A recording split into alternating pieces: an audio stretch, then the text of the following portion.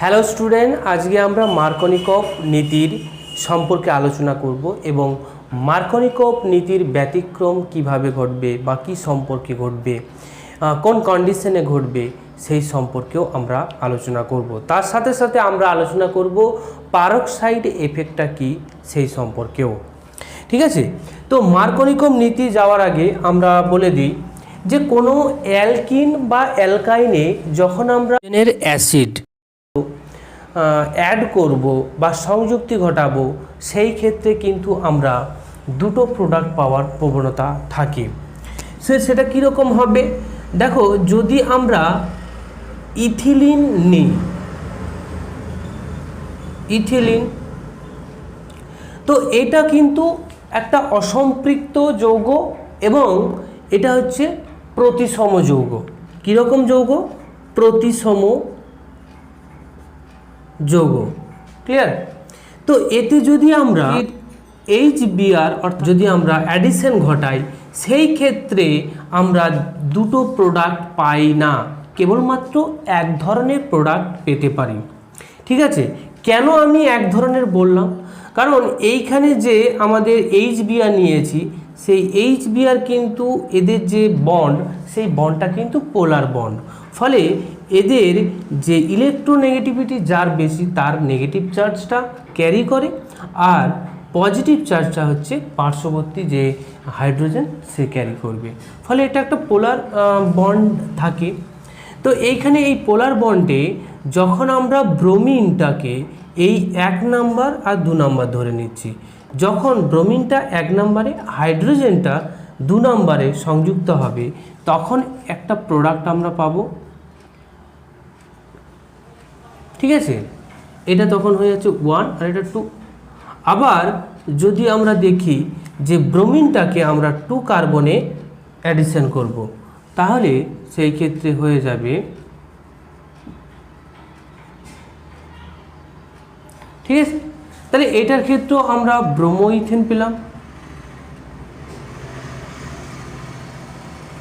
আবার এটার ক্ষেত্রেও আমরা ব্রোমো ইথেন পেলাম।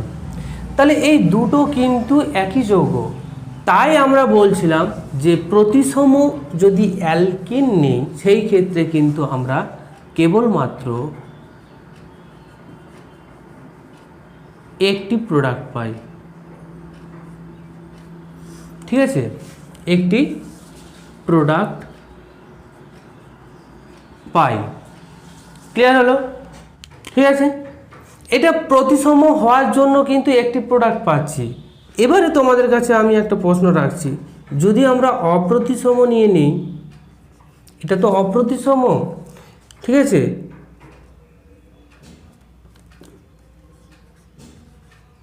প্রোপিন, ঠিক আছে, সেটা 1 প্রোপিন, যেহেতু ডবল বন্ডটা 1 পজিশনে আছে, এটাকে নাম্বারিং 1 2 3 করে দিলাম। এখানে যদি আমরা HBr এর অ্যাডিশন ঘটাই, সেই ক্ষেত্রে আমরা কিন্তু দুটো প্রোডাক্ট পাই। কীরকম প্রোডাক্ট? যদি Brটা যদি এই যে তোমার 1 নাম্বার কার্বনের সাথে যুক্ত হয় আর হাইড্রোজেন যদি 2 নাম্বার কার্বনের সঙ্গে যুক্ত হয়, তাহলে আমরা পেয়ে যাব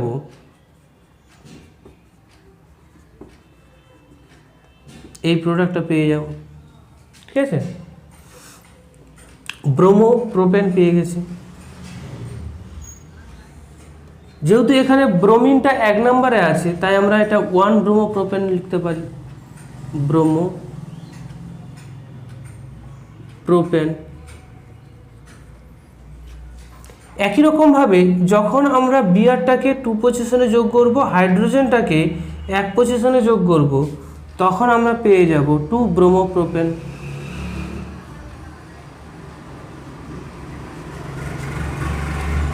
ব্রোমো প্রোপেন। তাহলে এইখানে দুটো প্রোডাক্ট আমরা পাচ্ছি। এটা অপ্রতিসম, তো অপ্রতিসম যখন অ্যালকিন হয়ে যাচ্ছে বা অ্যালকাইন যদি হয়, সেই ক্ষেত্রে আমরা দুটো প্রোডাক্ট পাই।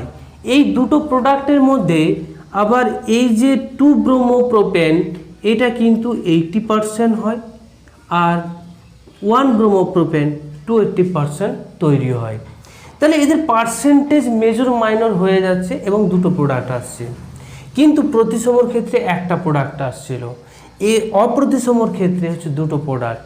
এটা কিন্তু আমাদের ব্যাখ্যা করতে হবে, আর এই ব্যাখ্যা করার জন্যই আমরা কিন্তু মার্কনিকভ রুলের সাহায্য নেব এই ব্যাখ্যা আমাদের সঠিকভাবে করতে গেলে।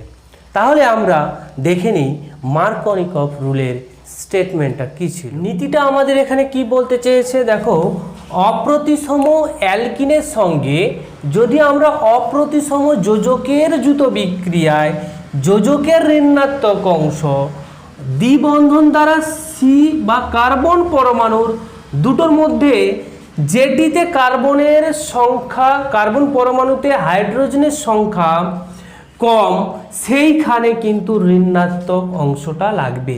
এটা স্টেটমেন্ট। এটাকে আরও সরলীকরণ করে জিনিসটা বোঝাচ্ছি দেখো। সেই আগের উদাহরণটাই আমরা নিয়ে নিচ্ছি,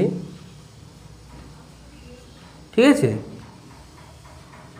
তো এইখানে আমাদের HBr,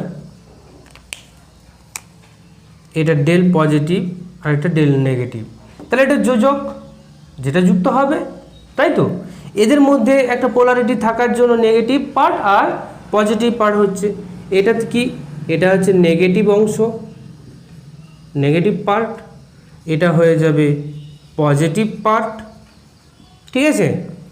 এবারে লক্ষ্য রাখো যে ডবল বন্ড দুটো আছে তাদের মধ্যে দুটো কার্বন তো আছে, সেই কার্বনে দেখো এই 2 নম্বর কার্বন, এটাকে যদি 1 ধরি, এটা 2 ধরি, এটা 3 ধরি, তাহলে 2 নম্বর কার্বনে হাইড্রোজেনের যে সংখ্যা সেই সংখ্যাটা কিন্তু লেস, হাইড্রোজেন সংখ্যাটা লেস হচ্ছে।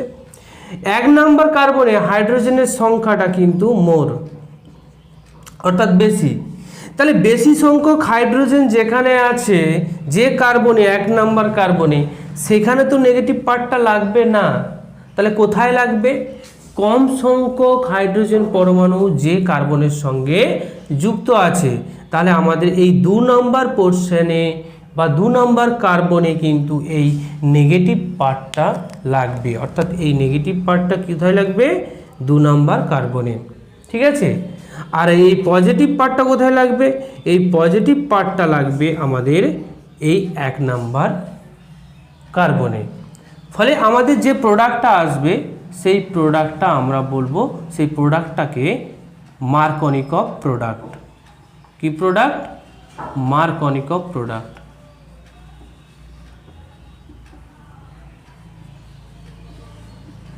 প্রোডাক্ট বা এম প্রোডাক্ট, বোঝা গেল? এটা হচ্ছে মার্কনিকভ প্রোডাক্ট। এবার এই যে শুধুমাত্র যে মার্কনিকভ প্রোডাক্ট উৎপন্ন হবে HBr এর অ্যাডিশনে, তা নয় কিন্তু। আমরা দেখলাম যে এটা হচ্ছে 80% উৎপন্ন হবে, আর হচ্ছে 20% 1 ব্রোমোপ্রোপেন, যেটা হচ্ছে আমরা মার্কনিকভ নীতির বিপরীতে ঘটছে, সেই প্রোডাক্ট উৎপন্ন হবে। সে যেটা বিপরীতে উৎপন্ন হচ্ছে, মার্কনিকভ নীতির বিপরীতে, সেটাকে আমরা অ্যান্টি এম প্রোডাক্ট হিসেবে বলছি, ঠিক আছে। তো এটা হচ্ছে 20%। তো এদের কিভাবে ঘটে তার মেকানিজমটা আমাদের জানতে হবে। কেন আমরা এটা 80% করছি, এটাকে 20% করছি, অর্থাৎ মার্কনিকভ প্রোডাক্টটাকে আমরা 80% করছি, অ্যান্টি মার্কনিকভ কেন আমরা 20% করব, তার কারণটা জানার জন্য আমাদের এদের মেকানিজম দেখতে হবে। চলো আমরা মেকানিজমটা একটু দেখে নিই। দেখো মেকানিজমটা আমরা দেখে নিচ্ছি। তো মেকানিজমটা দুটো স্টেপে ঘটে, ঠিক আছে। তো প্রথম যে স্টেপ, সেই স্টেপটা আমরা দেখি।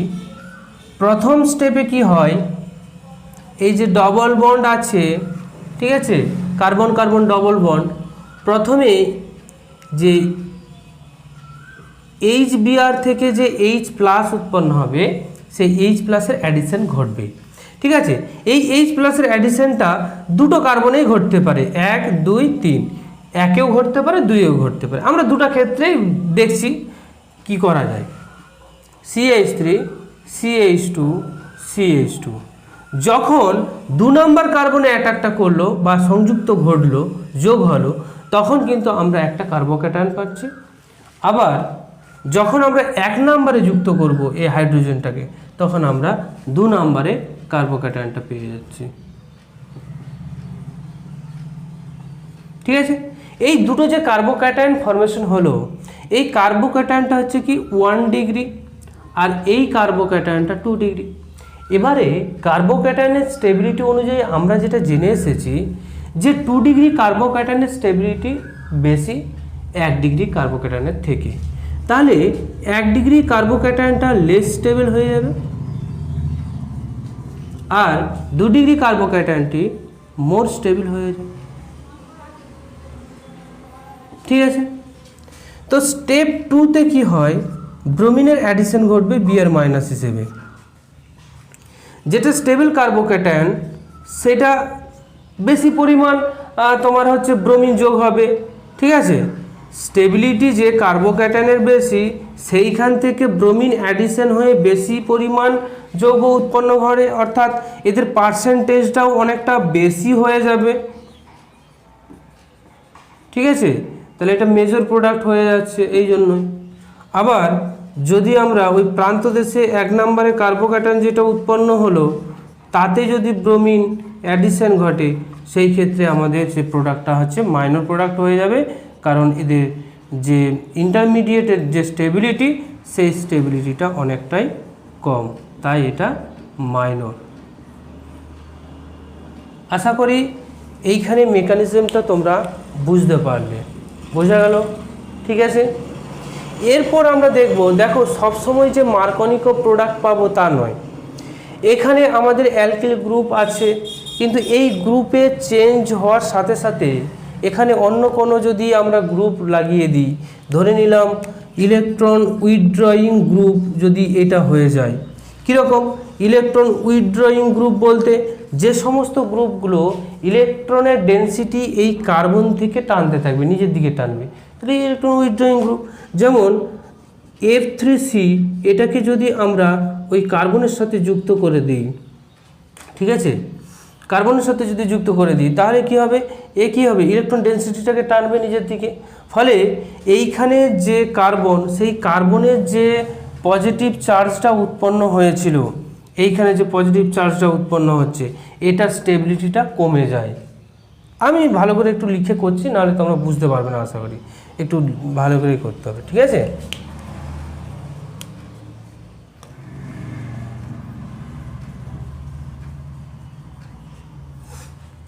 দেখো যেটা বললাম ব্যতিক্রমটা কি হলো, দেখো ইলেকট্রন উইথড্রয়িং গ্রুপ আমরা যোগ করেছি, ঠিক আছে, এই কার্বনের সাথে। ফলে এখানে যখন H+ অ্যাডিশন ঘটবে, তখন যে কার্বোক্যাটায়নটা তৈরি হবে, দুটো প্রকার তো কার্বোক্যাটায়ন তৈরি হয়, সেটা আমরা আগেও দেখে এলাম, এখনও দেখব। দুটো প্রকার, এই এক প্রকার কার্বোক্যাটায়ন আর হচ্ছে এই এক প্রকার কার্বোক্যাটায়ন। এবারে দেখো এই কার্বোক্যাটায়নের স্টেবিলিটিটাকে, এই কার্বোক্যাটায়ন আমরা আগে যেটা দেখলাম, এখানে মিথাইল গ্রুপ যখন ছিল তখন কিন্তু স্টেবল হচ্ছিল, 2 ডিগ্রি হচ্ছিল। এখানে কিন্তু ইলেকট্রন উইথড্রয়িং গ্রুপ হয়ে যাওয়ার জন্য এই ইলেকট্রন ডেনসিটিটাকে নিজের দিকে টানবে। ঠিক আছে, ইলেকট্রন ডেনসিটিটাকে নিজের দিকে টানার জন্য এদের যে স্টেবিলিটি, সেই স্টেবিলিটিটা অনেকটাই কি হয়, কমে যায়, অর্থাৎ এটা লেস স্টেবল হয়ে যায়।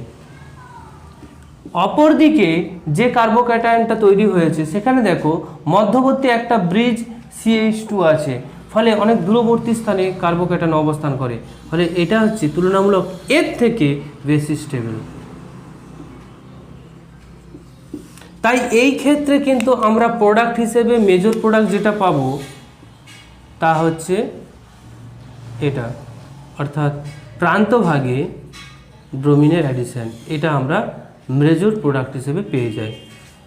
শুধুমাত্র যে CF3 এই গ্রুপটা হলে হয় না, আরও আছে, যেমন NMe3I- এটা হচ্ছে প্লাস, এই গ্রুপ থাকে, বা অ্যাসিটিক গ্রুপ যদি থাকে, এই সমস্ত গ্রুপগুলো যদি থাকে, তখন কিন্তু কী হবে, অ্যান্টি মার্কনিকোপের বিপরীত বা ব্যতিক্রম ঘটবে এবং অ্যান্টি মার্কনিকভ প্রোডাক্ট আমরা পাবো। এটা তো অ্যান্টি মার্কনিকভ প্রোডাক্ট, অর্থাৎ মার্কনিকভের বিপরীত যে প্রোডাক্ট সেটাকে আমরা অ্যান্টি মার্কনিকভ প্রোডাক্ট বলছি, সেটাই এখানে উৎপন্ন হবে। ক্লিয়ার? দেখো এরপর আমরা আসবো পারক্সাইড এফেক্ট। তো পারক্সাইড এফেক্টটাও কিন্তু ওই যে মার্কনিকভের যে প্রোডাক্ট আসছিল, পারক্সাইডের উপস্থিতি যদি থাকে সেটা কিন্তু অ্যান্টি মার্কনিকভ প্রোডাক্টের মেজরিটি পেয়ে যায়। সেটা কীরকম, উদাহরণ না দিলে তোমরা বুঝতে পারবে না, তাই উদাহরণটা আগে দিয়ে দিতে হবে। শুধু যদি HBr দিই, আর একবার HBr এবং তার সাথে যদি পারক্সাইড দিয়ে দিই, তাহলে কি প্রোডাক্ট উৎপন্ন হবে? এটা অনেক সময় পরীক্ষায় দেয়। দেখো যখন আমরা HBr শুধু দিচ্ছি তখন কিন্তু মেজর প্রোডাক্ট হিসেবে যেটা উৎপন্ন হবে আমরা সেটাই লিখব, যে মেজর প্রোডাক্ট যেটা, ঠিক আছে, 2-ব্রোমোপ্রোপেন, এটা মেজর প্রোডাক্ট 80%। আর কি উৎপন্ন হবে, আর মাইনর প্রোডাক্ট একটা উৎপন্ন হয়, সেটাও আমরা দিয়ে দিচ্ছি বোঝার স্বার্থে, এটা 20%। ঠিক আছে, তাহলে মেজরটাই আমরা ধরে ব্যাখ্যাটা করব। আর যদি পারক্সাইডের উপস্থিতিতে বিক্রিয়াটা HBr এর সঙ্গে ঘটায়, সেই ক্ষেত্রে আমাদের যে মার্কনিকভ যে প্রোডাক্ট আসছিল, ঠিক আছে, সেই প্রোডাক্টটা হয়ে যাবে আমাদের মাইনর প্রোডাক্ট, অর্থাৎ এটা হয়ে যাবে মাইনর প্রোডাক্ট। আর যেটা বিপরীত অ্যান্টি মার্কনিকভ রুলে আসছে সেইটা হয়ে যাবে মেজর প্রোডাক্ট। ঠিক আছে, তো এটা তো আমাদের আসছিল মার্কনিকভ প্রোডাক্ট হিসেবে, আর এটা হয়ে যাবে অ্যান্টি মার্কনিকভ প্রোডাক্ট। ঠিক আছে, তাহলে এখানে আমরা পারক্সাইড ব্যবহারের সাথে সাথে অ্যান্টি মার্কনিকভ যে প্রোডাক্ট তার মেজরিটি পেয়ে যাচ্ছি। যদি শুধু আমরা HBr এর উপস্থিত করি তখন শুধুমাত্র মার্কনিকভ প্রোডাক্টটা আমরা পাচ্ছি। ঠিক আছে, তো পারক্সাইডের এই যে প্রভাব, এই প্রভাবটাকে আমরা বলবো পারক্সাইড এফেক্ট। তো এই পারক্সাইডের উপস্থিতিতে কিভাবে ঘটে তার কিন্তু স্টেপ 4টা আছে, অর্থাৎ বিক্রিয়ার যে প্রসেসটা, সেই প্রসেসটা হচ্ছে তোমার 4টে ধাপে সম্পন্ন হয়। প্রথম ধাপে পারক্সাইড আমরা নিলাম, বেঞ্জয়েল পারক্সাইডটা আমরা নিয়ে নিচ্ছি, তা সূর্যালোকের উপস্থিতিতে কি হয়, এরা খুলে যাবে,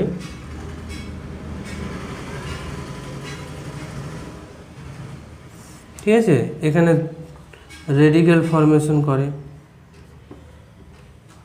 পুনরায় এটা ভেঙে গিয়ে আবার কার্বন ডাইঅক্সাইড উৎপন্ন করে। স্টেপ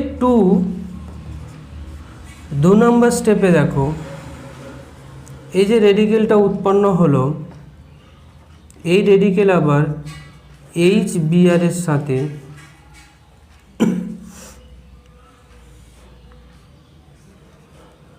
H এর সাথে যুক্ত হয়ে বেঞ্জিন উৎপন্ন হলো, আর Br ডট উৎপন্ন হয়, free radical.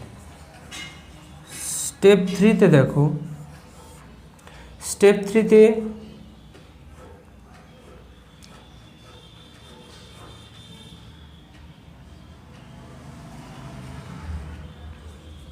CH3 CH double bond CH2 Br dot আছে, একটা ইলেকট্রন দিয়ে এরা বন্ড তৈরি করবে, এটা উঠে যাবে, ফলে CH3 CH radical CH2 Br উৎপন্ন হল। ঠিক আছে, স্টেপ 4 নম্বর পর্বে দেখো, পর্যায়ে CH3 CH radical CH2 Br এর সাথে HBr যুক্ত হয়ে CH3 CH2 CH2 Br উৎপন্ন হয় আর Br ডট উৎপন্ন হয়। ঠিক আছে, তো এই 4টা ধাপে কিন্তু বিক্রিয়াটা সম্পূর্ণ হয়। আর এই দুটো ধাপ 3 আর হচ্ছে 4, এই দুটো ধাপ হচ্ছে এক্সোথার্মিক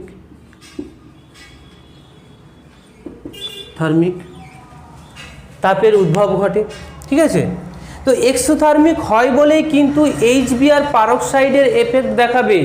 আরও একবার বলছি যে স্টেপ 3 স্টেপ 4 এক্সোথার্মিক রিঅ্যাকশন হলেই কিন্তু HBr পারক্সাইড দেখায়, পারক্সাইডের যে এফেক্ট সেটা দেখাবে। কিন্তু যদি আমরা মনে করি যে HCl বা HF বা HI এদেরকে যদি আমরা পারক্সাইডের উপস্থিতিতে বিক্রিয়া ঘটাই, সেই ক্ষেত্রে কি পারক্সাইড এফেক্ট দেবে? না, সেই ক্ষেত্রে পারক্সাইড এফেক্ট দেবে না। কারণটা কি? কারণ হচ্ছে এই HCl HF HI এর ক্ষেত্রে স্টেপ 3 স্টেপ 4 এর যে রিঅ্যাকশনটা হচ্ছে দুটাই কিন্তু এক্সোথার্মিক না, একটা এক্সোথার্মিক আর একটা এন্ডোথার্মিক হয়ে যায়। তাই এদের ক্ষেত্রে পারক্সাইড এফেক্ট দেখা যায় না, কেবলমাত্র ব্রোমিনের ক্ষেত্রেই পারক্সাইড এফেক্ট দেখা যায়। বোঝা গেল? তাহলে আজকের আমাদের ক্লাসে মার্কনিকভ নীতি, তার ব্যতিক্রম এবং পারক্সাইডের এফেক্টের কিছু ঘটনা আমরা দেখলাম। পারক্সাইড এফেক্ট কাকে বলে এবং কিভাবে কি ধরনের প্রোডাক্ট উৎপন্ন হয়। আশা করি ভিডিওটা তোমাদের ভালো লেগেছে। যদি ভালো লেগে থাকে অবশ্যই লাইক করবে এবং বন্ধুদের মধ্যে ছড়িয়ে দেবে। Thank you.